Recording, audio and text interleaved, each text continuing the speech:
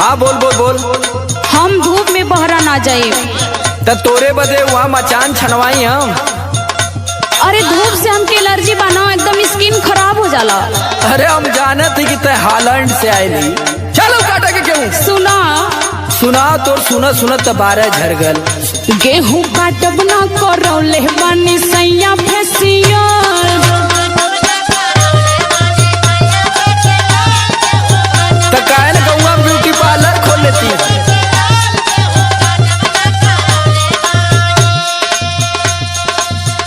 Ration लेके आइब card बनावले बीपीएल। राशन लेके आइब कार्ड बनावले बीपीएल। गेहूं काटब ना करौले बानी राजा फेसियल।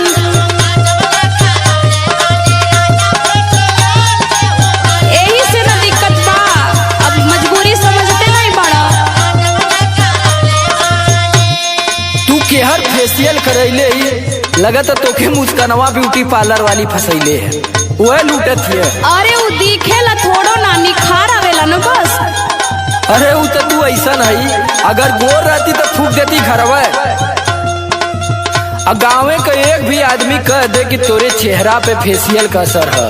अरे 3-4 दिन बाद ना असर होला, अभी तो कल ये करा के नहीं सुना बा। रह तू गोरे छछु ना रोता का करा तू, रह तू गोरे छछु ना रोता। अभी है कहबा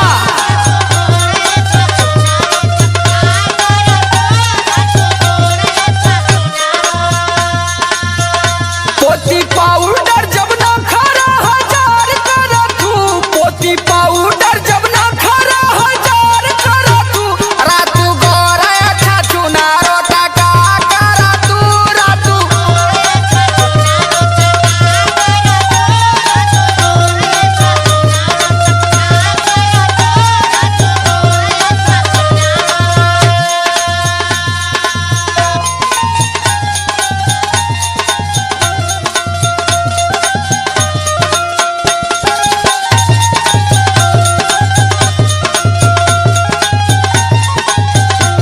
सुना और एक ठे परेशानी न बा, तोहरा पता ना हो। बोल बोल बोल, तोर कोनो परेशानी हमसे छूटल है? सुना सुनबा तब ना, काहे ना छुपल बा। सुनाओ सुनाओ। जइबो ना खेत में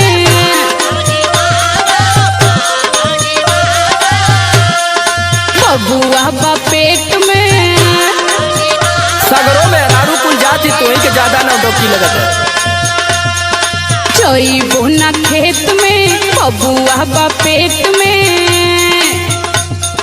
लड़ा चाहे कुछ करा पहिला रियल। लड़ा चाहे कुछ करा पहिला रियल। गेहूं काटब ना करौले बानी पिया फेसियल।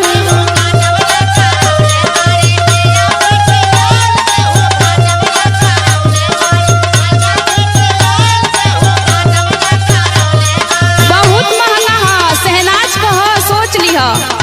तब हम कहीं कुंडवा में का सरसोईया का भैल कर तू शहनाज का मसाज करवाओ।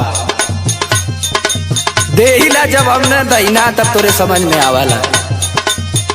अब तक कुछ साफ हो गईली मसाज फसाज करवाए के। हाँ नहीं तो जब तू आयल रही न, अरे बाप रे बाप।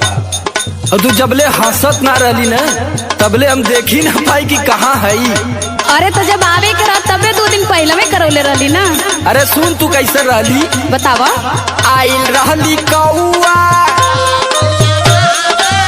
ढेर मत बोला। मारत बाड़ू भौआ। आइल रहलू कौआ, मारत बाड़ू भौआ। सुना समार या लोक से तू अब लड़ा तू, समार या लोक से तू अब लड़ा तू। रातू गोरा छछु ना रोता का करा तू, रातू।